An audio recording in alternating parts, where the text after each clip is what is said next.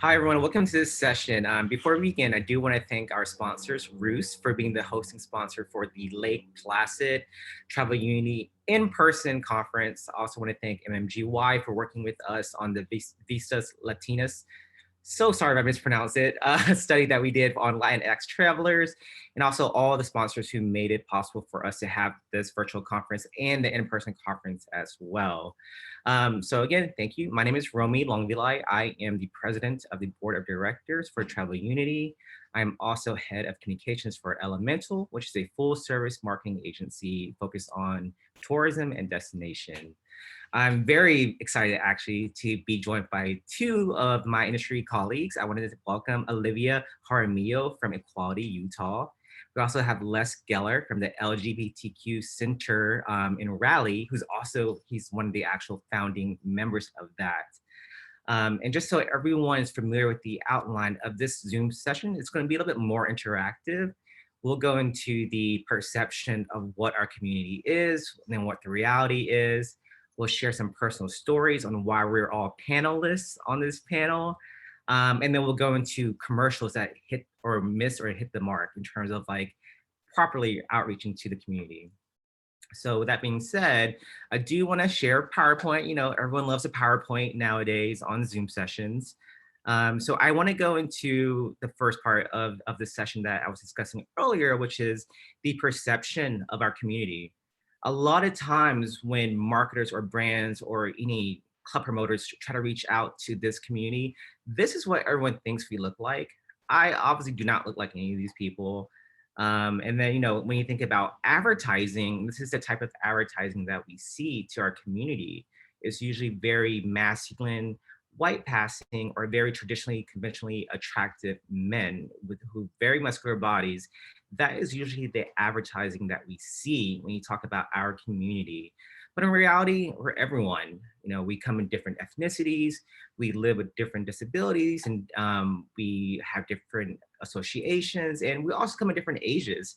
And I will admit, a lot of times, marketers in our industry as well, we forget about the generation before us who really set the path for the community and the rights that we have nowadays. So that's why I'm also happy to be joined by two different people from different parts of the US, but also representing different members of our actual community in terms of like who we represent. So you get a wide variety to give you a glimpse into our community and who we represent. So that being said, I do want to pass off the mic to, or the virtual mic to Olivia to kind of share her personal story on why representation matters in terms of reaching out to our community.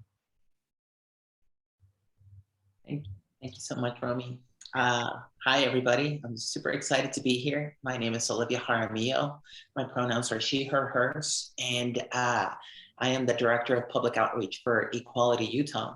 And Equality Utah, we are a nonprofit, nonpartisan organization, and we consider ourselves, and we are the premier LGBTQ rights advocacy group in Utah.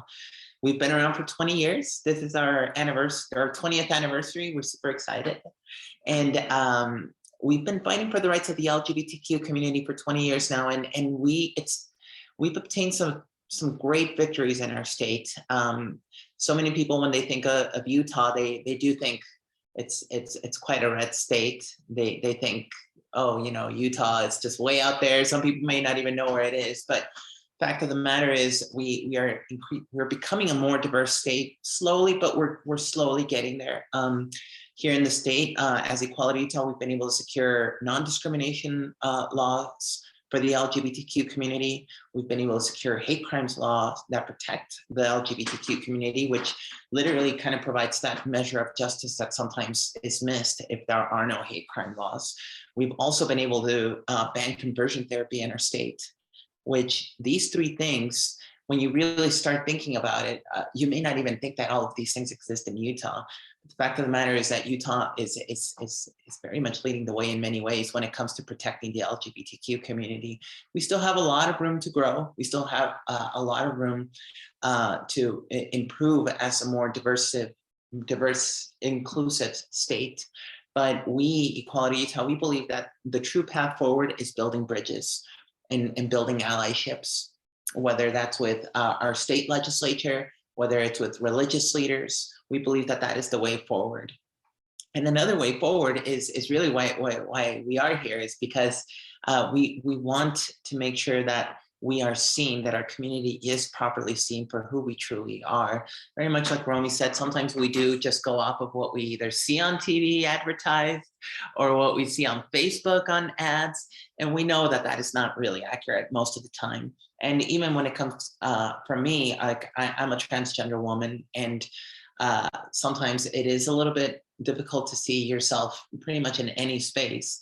And even when you do see somebody who is trans, again, it may or may not hit the mark that it's supposed to hit. So I'm really excited to be a part of this. I'm really excited to share this panel with Ronnie and Les and Romey, and look forward to your questions. Great, thank you for that. Les, I would love for you to introduce yourself to the people here today.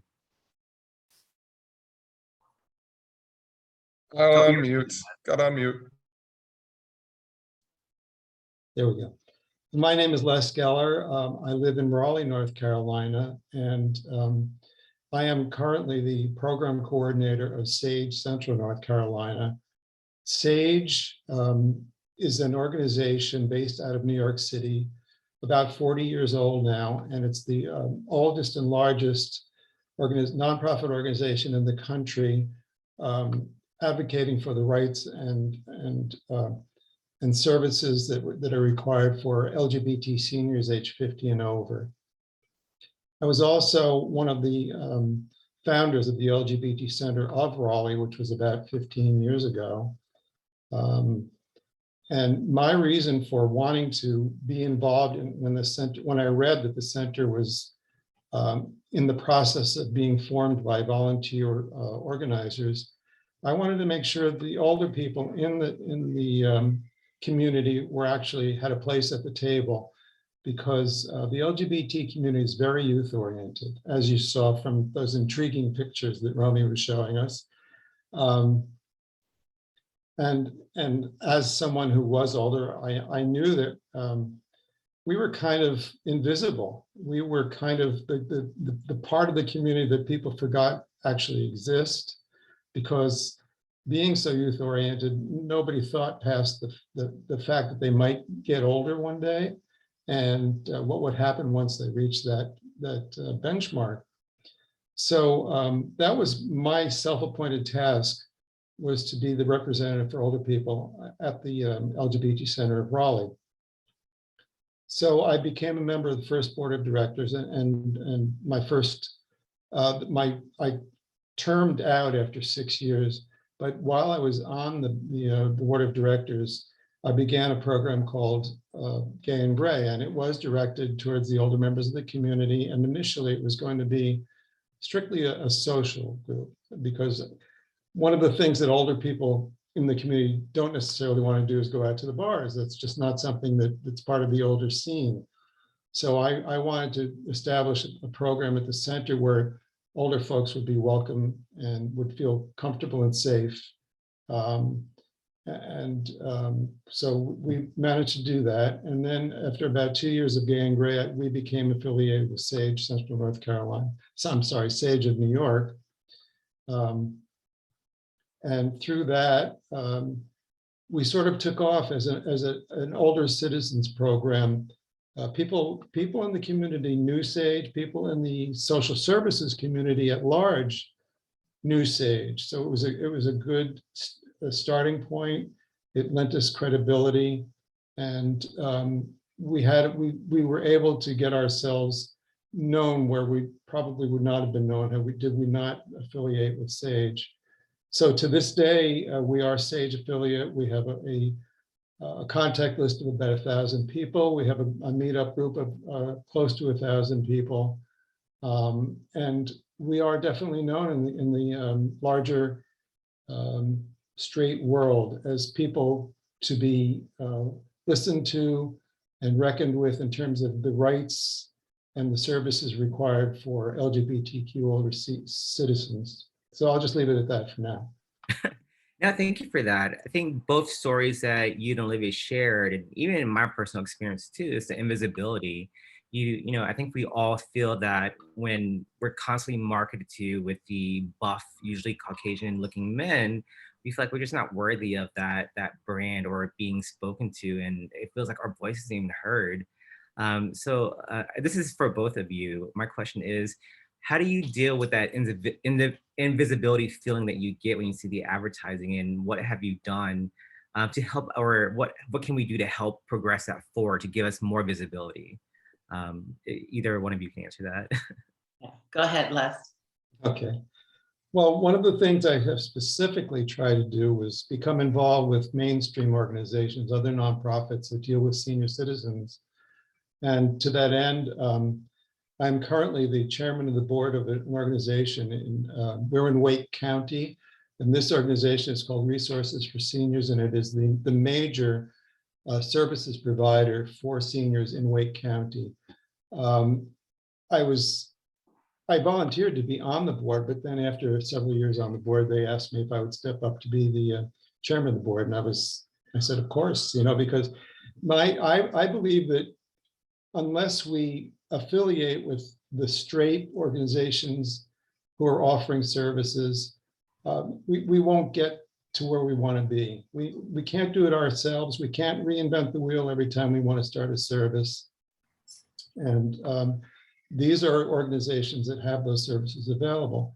I just recently became a board member of an organization called the North Carolina Coalition on Aging, which is a statewide organization, and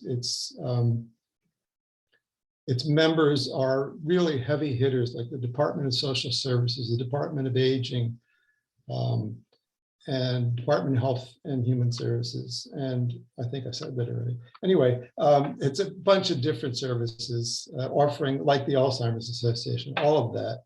So my quest is to become known in the community, someone to turn to when people need information about the population that I represent.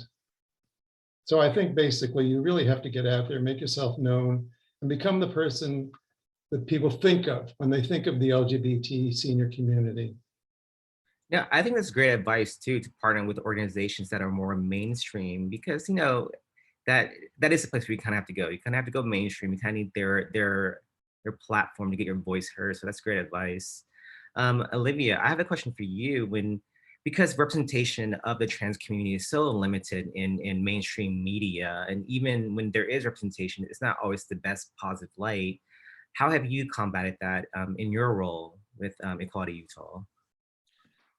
No, that's a good question. It's just as like I'm walking. I mean, we're all walking intersectionalities, right? But for me, here in our state, it seems like every single time I meet people, they think they're meeting a trans person for the first time, and I've had so many people say, "Wow, you're nothing what I thought you would be," and like what I was imagining a trans person would be. And I think that's where it matters to have that representation on social media, on television, that it's important to really show what a community looks like, and to I mean, so many people that have told me, like, I actually had confused.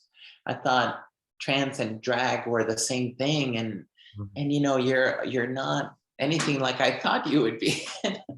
and it's I think this is why this matters. This is why we do want to see the trans community normalized in a way, instead of it being something that is sensational, like, oh, there's a trans woman on this show. Like, oh, it's more like, oh, there is a trans woman on the show, and it's just part of what it is. And I think that's just going to take time, Romey.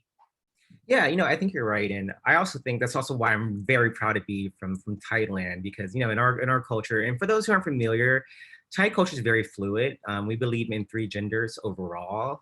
So for us, even when if you ever go to Thailand and you watch entertainment movies, there's a lot of trans actors and actresses that are very mainstream in Thai culture that are very much praised. So I can't wait for the day where in America can kind of just have that reaction when there's a trans actor. You're just like, oh, okay, he or she's cool. They're good in their role, whatever. It doesn't matter, what they are. It's just the fact that they're good at their role and they're showing positive representation. So again, thank you for that story. I do have another question for you too, as well, just because I read your bio and I read that you immigrated to America at 14. I would love to know that experience coming from Mexico to here. Were you in your journey during that time, or was it a little bit much later?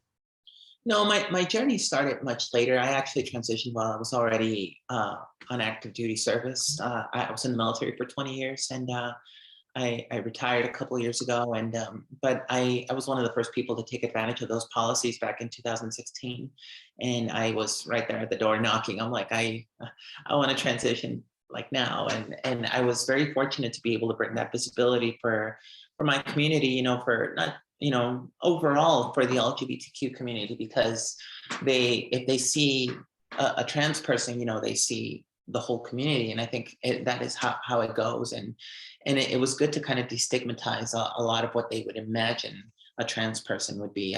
For me, that is always such a huge thing. And I like to advocate that. But it was great, like transitioning. I braced myself for a hit. But it was simply because the military is such a hyper masculine environment. And but I received nothing but support from my entire chain of command up and down, my troops and my commanders. They were all incredibly supportive. They were all incredibly supportive during 2017 when certain tweets went out against the trans community from a certain person. And it was fantastic to be told by, at that time, my commander to say, we don't take orders from Twitter, so don't worry about it. We got your back. We're going to protect you. And that was so comforting. And it made me feel that there is validity in representation, because these people came to know me. They came to understand what trans looks like and what we can do. And they took that as a, what, this is an individual, this is a human being, and we're going to protect her. So, yeah. I love that. I kind of wish news kind of covered those type of stories a lot more, because you're absolutely right. The military is very hyper masculine, and very rarely you see or hear stories where they're supporting the community in that aspect. So I'm actually I'm surprised. I'm pleasantly surprised. So I'm glad you shared your story. Yeah. So, but also, so like my next question is for Les. I know you were one of the founding members for the center in your city. How was that in terms of starting it up? Did you meet a lot of opposition, or was the community already supportive for your efforts to kind of start the center?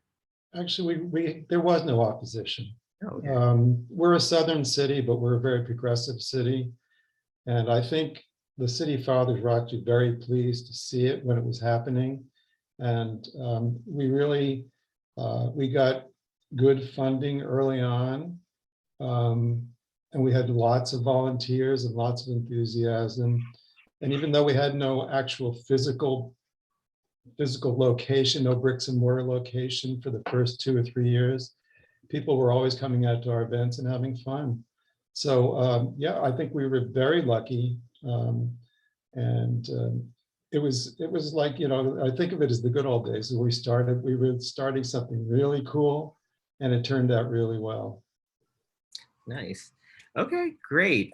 So that was like kind of like the light Q&A portion of this session. I do want to dive into some commercials that we all kind of like picked out, and we're gonna play it here, and then we're three are gonna comment on it. But again, if you have a comment toward any of these commercials, please do the emoji thing or write in the chat so I can call you, because I would love everyone's opinion on this.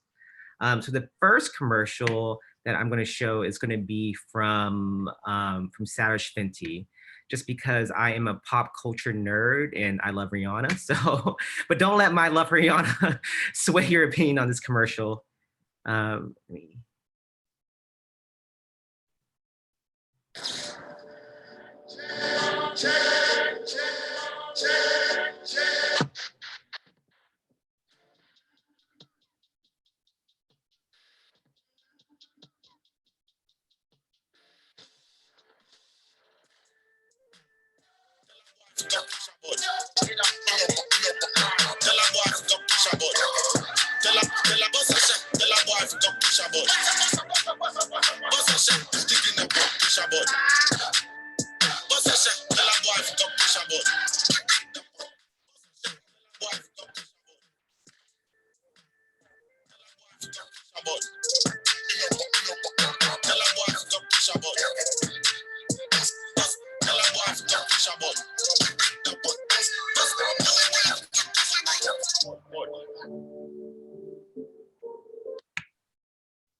Great. So that was the Savage Fenty trailer for the one that just aired this year.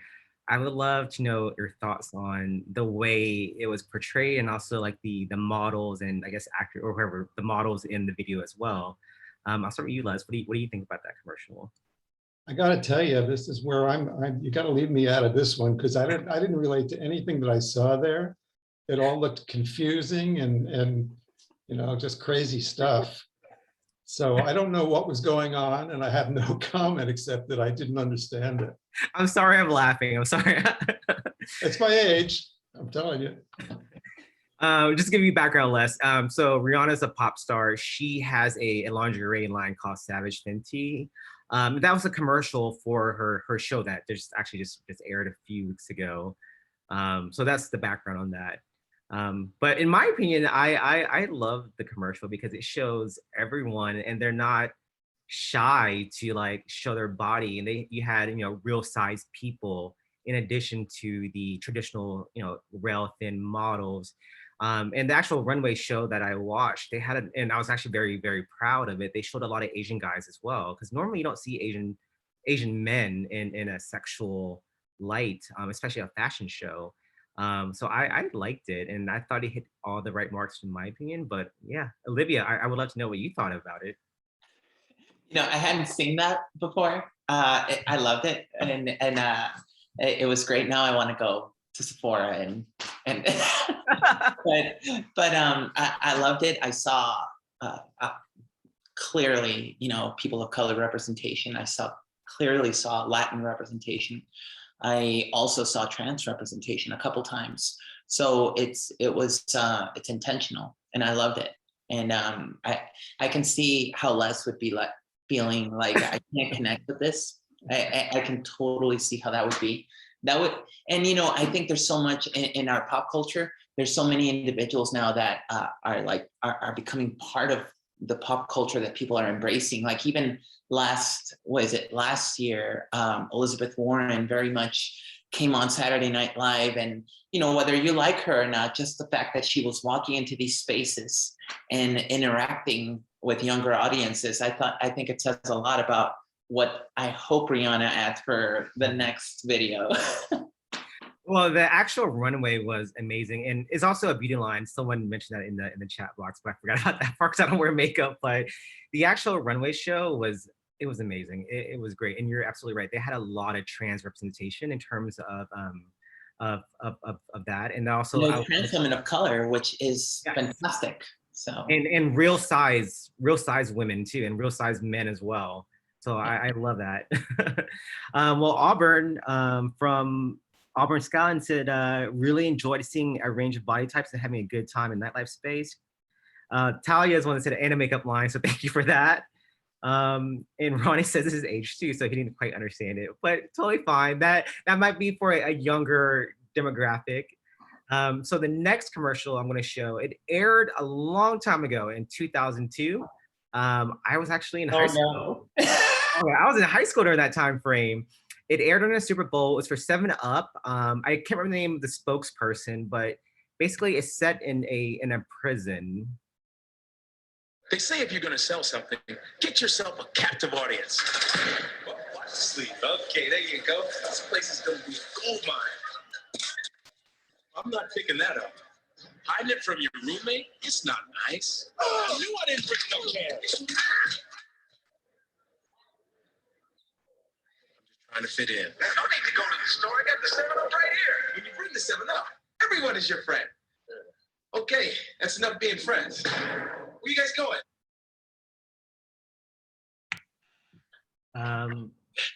I'll hand it to you, Les, since you didn't have much of a Rihanna opinion. So I would love to know your thoughts on 7-Up. Industry leaders like Frank Kern, Bedros Cooley, and John Nasseroff, and even 8-figure companies.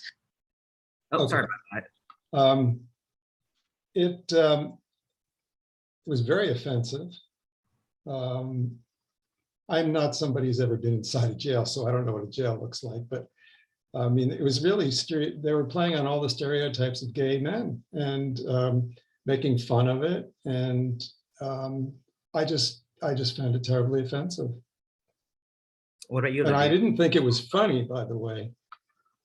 No, that's good insight. What about you, Olivia? It was the one thing that I could even see out of it is that there was a person of color on there, and I thought that was great. And then again, you know, I'm glad you gave the timeline of when the video aired, and it's very much in line with all of the struggles that we were still going through as a community. Like there was a mention of who we are, but it was not the right mention of who we are, and it was, you know, we were made into a joke, and it's again, you know, it's these little things that get into people's heads, and it slowly, without them even realizing it, it starts becoming an unconscious bias about you know, the gay community, and then you start thinking these things, and yeah. Also, I think because of the product, it was really aimed at a younger age group. Mhm. And it can do a lot of damage when you have something like that. Did you say that was a Super Bowl commercial? I think it aired on a Super Bowl. Yeah. Yeah. That's what the description on YouTube says. But, Yeah, it had a huge audience then. Yeah. Oh yeah, and I actually remember seeing that commercial, not during Super Bowl, but just in my high school years overall. And seeing that commercial made me really like suppress like my own homosexuality as well. And I was so scared to even act feminine. And again, like, you know, my mom didn't care because in Thai culture we're very fluid. So I'm flamboyant naturally. So in high school, I literally had to like masculine it up, just because seeing commercials like this, it does mess with your mentality. And the fact that the kids in smaller cities, and again, this is pre-social media. Well, no, there's MySpace, pre-real social media back in 2002. So I didn't have other gay kids I could connect with to say, hey, this commercial is actually, you know, it's very offensive and it can damage you. I just had my little brown gay Asian self in Alabama having to like internalize everything. And as far as I know, I didn't have an LGBTQ center in the city that I lived in. And if there was one, I probably would have avoided it because of a commercial like this. And unless you had a good point, it brought up a lot of negative stereotypes. I've never been in prison, but the fact is, you know, they play up that the homosexuality in prisons. They also kind of hint at prison rape as well, Yeah. with the soap, with the soap dropping. So yeah, this commercial is super offensive. Yeah. So yeah, I think we all agree. Yeah, and even like I've sat in so many panels with, you know, people with diverse people of color, especially with the Black community, and I remember there was this panel a couple months ago where we talked about how the representation has changed and how there was a specific stereotype that a mold you had to fit into as a person of color with terms to your accent and the way you dressed and everything that you said. There was a certain mold, and you can still sort of see it then in 2002, which is really not that long ago. So it's good, and it's crazy to think how far we've come in just 20 years, you know, and we still have so much room to grow. Yeah, and we're hearing you say 20 years ago, I'm like, gosh, I'm old. Oh my, 2002 is like 20 years ago. It doesn't seem that far away though. Maybe because I still in my head think I'm still in high school, but yeah, it wasn't that far ago. Now to kind of change on a more positive note, or at least the tone, I'm going to show a commercial. It's a bit more recent from a travel company called Orbitz. I'm sure all of us knows is familiar with what Orbitz is, but this commercial is called Travel as You Are. You don't own me. I'm not just one of your many toys. You don't own me. Don't say I can't go with other boys. Oh, I don't tell you what to say. So just let me be myself. To say no, whatever I feel. So since Les did the first one on the last one, I'm gonna ask you, Olivia, what are your thoughts? I was left a little in limbo with that commercial. I don't know. I think I saw some trans representation there. And that's good. You did I think the commercial really did build a lot on stereotypes of body imaging You have to be slim. You have to be beautiful to enjoy life, kind of thing. That's sort of the message that I took from that. I don't know, what do you think, Les?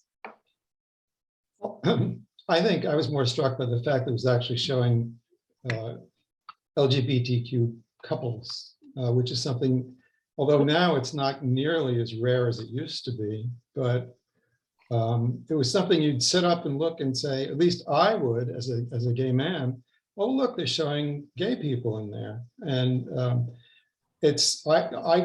I don't find it offensive. And I understand the point about they're all tall, slender, and good looking, but they're also LGBTQ people. And I think, to me, that's the overarching value of it. And I'm with you, Les. I didn't necessarily find it offensive. It just left me feeling, I don't know, since we're analyzing them. No, I totally get what you're saying. I was half and half on it when I first saw it as well. I love the people of color. The couple thing, it totally went over my head. That didn't like click in my head that, oh, they're showing couples. But I think when I read the description of the ad on YouTube, again, I'm just going off the description. I think they're supposed to show the person in the taxi cab supposed to be non-binary, so it's supposed to show like genderless fashion as well. Yeah. And I love that it showed more effeminate people of color, especially men, because Olivia, you had a great point, especially within the Black community, their homosexuality is viewed quite differently from like a lot of other communities as well. So I love they showed two more effeminate Black men in the commercial as couple. But I do wish there's more body diversity as well. I kind of wish it showed some more real size, average size people of our community. But yeah, it's understandable that there could have been a few old people too. Yeah, good point. Yeah, show age diversity as well. Cool. Now I'm gonna show another similar commercial. This is one, and it's by Verbo, which is like, I think they're like an Airbnb.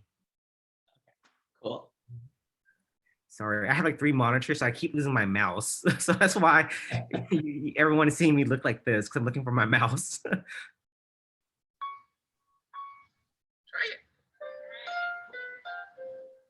Okay, go ahead. One finger. Here we go.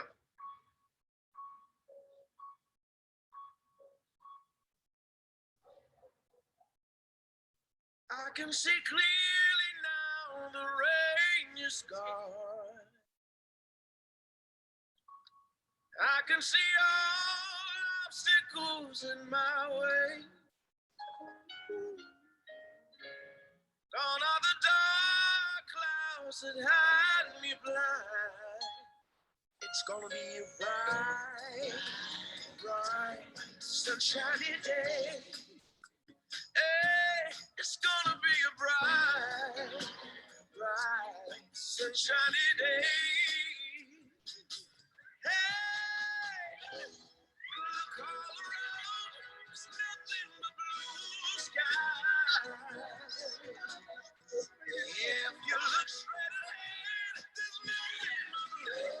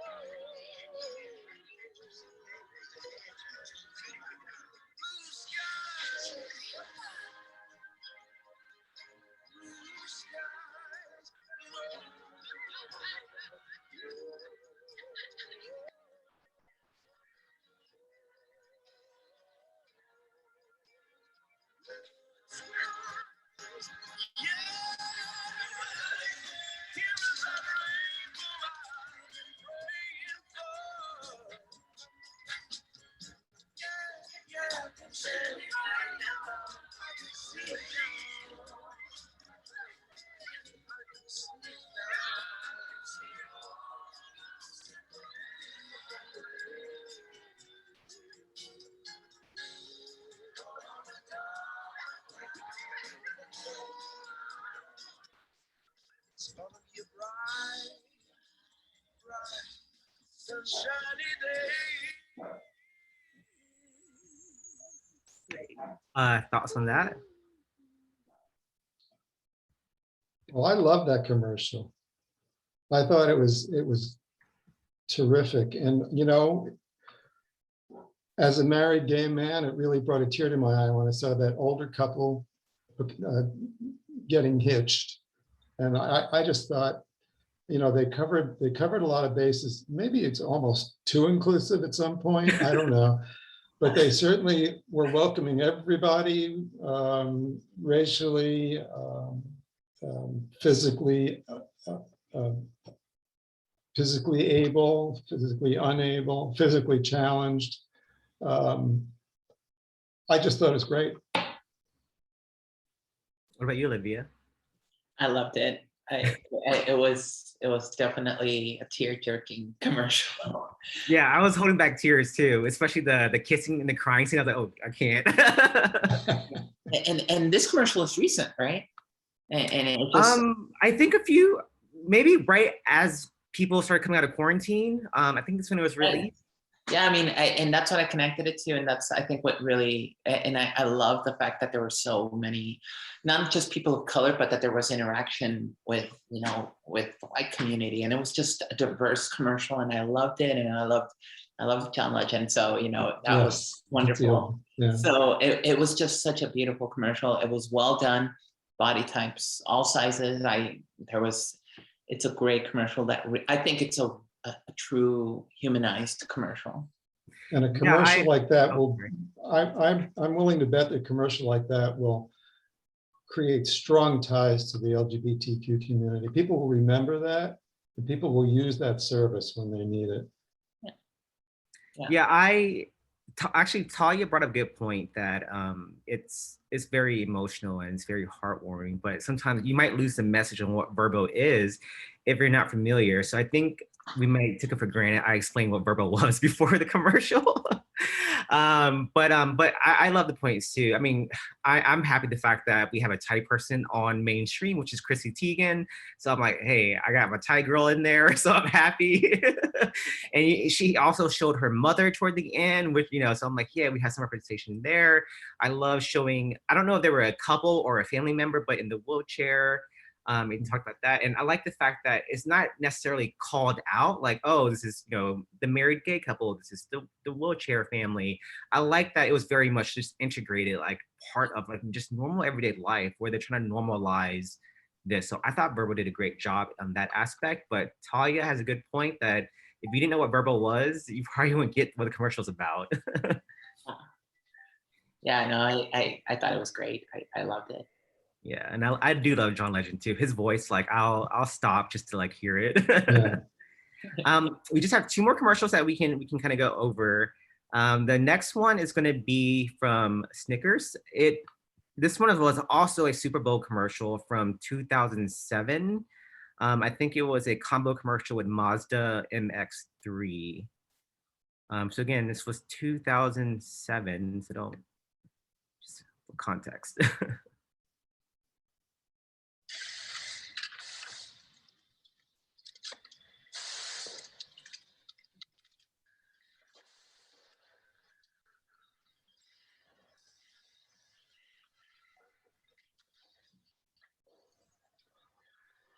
I think we just accidentally kissed. Quick, do something manly.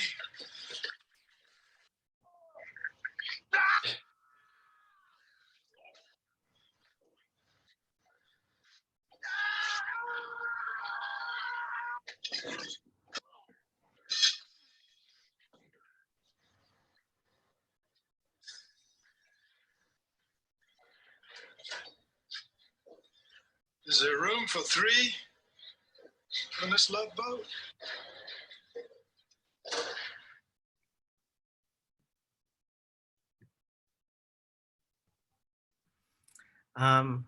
Olivia, I'll let you start.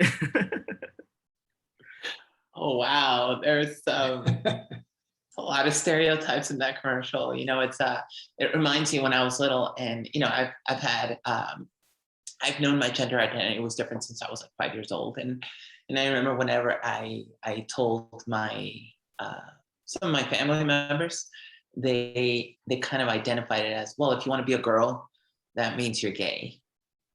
And you know, and obviously we know now that's not true. You know, it doesn't mean I'm a gay boy or gay man. And you know, kind of like at the very end of the commercial when that guy comes in and does the hair thing, I think they're playing a little bit on feminine norms, gender norms, and again, it's that confusion of when you meet a trans person, like, oh, you're nothing what I thought you would be.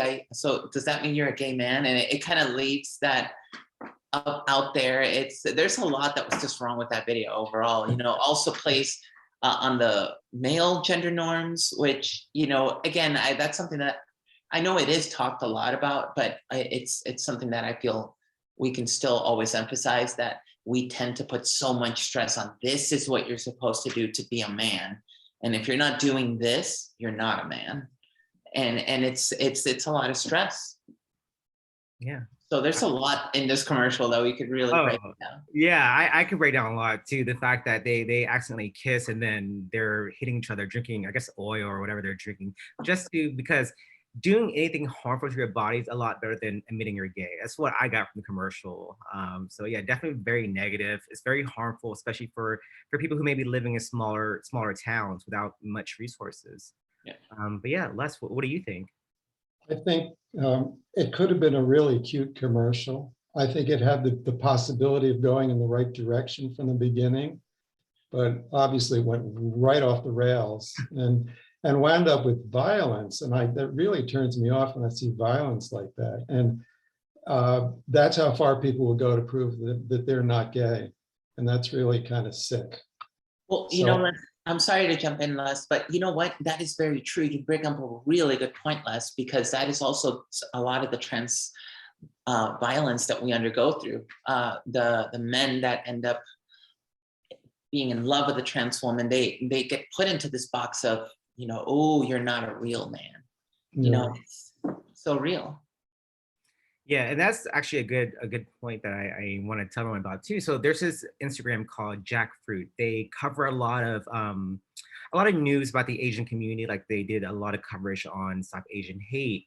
I had to call them out because they shared a story where I can't remember who it was, but they killed a trans woman because the guy thought the trans woman was a cisgender woman, and he killed her. And the article on Jackfruit said, man lies about gender and gets killed. And I had to call them out. And I was like, I've been a loyal follower of you. I support the Asian news that you cover, but you have to use the right pronouns. Like, you cannot say a man lied about being a woman and that's why he's dead. You need to rewrite that story the accurate way, because you're sending a negative message that, one, you're saying everyone that's a trans woman is a man with a wig or a dress. Like, that's very wrong. Like, they are women.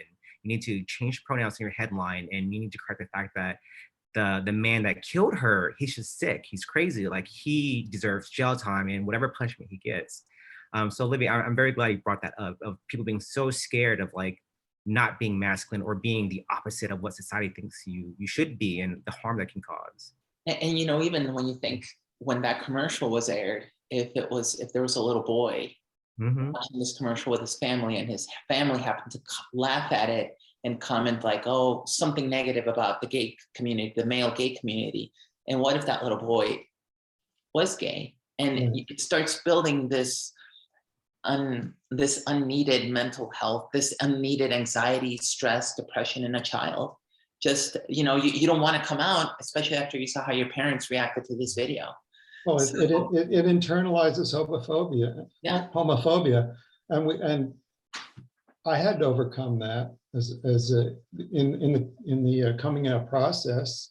I had to try and get rid of all those feelings, because they were inculcated in me as a young, and I was born. I mean, I'm 75 years old, so I'm going way back. In those days, you didn't even talk about anything gay or you know, you heard things like fruits and fruit fly. It was all bad. Fruit flies or whatever. It was all bad, and it was all in whispers, and you knew it was something to be ashamed of from day one. Yeah.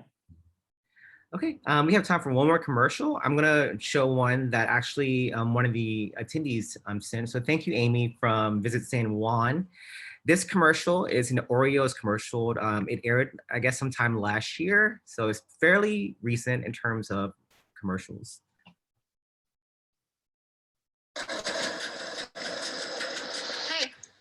Hey, you okay? I'm good.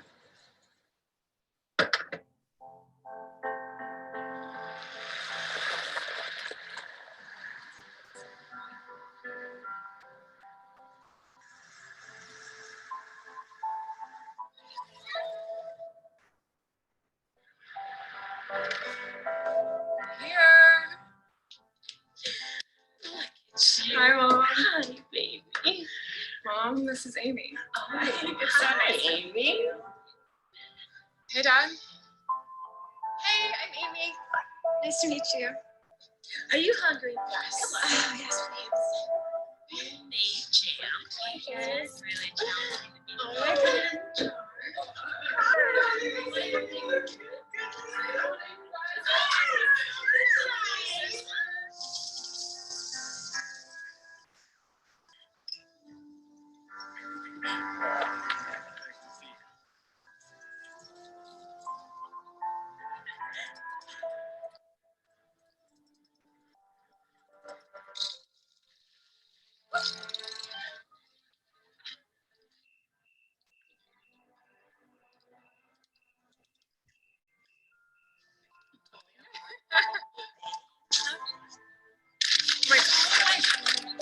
You just wanted my help.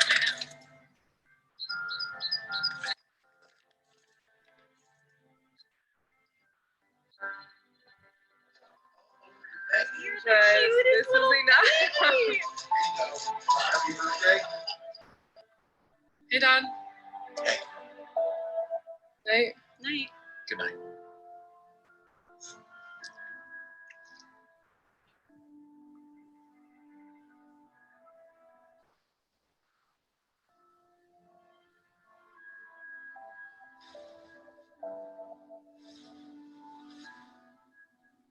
John, is that your dad? What is he doing? Dad.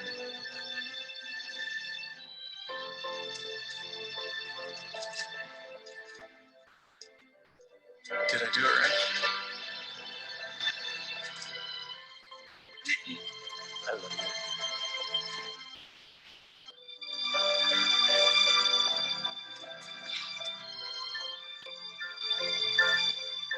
You like it?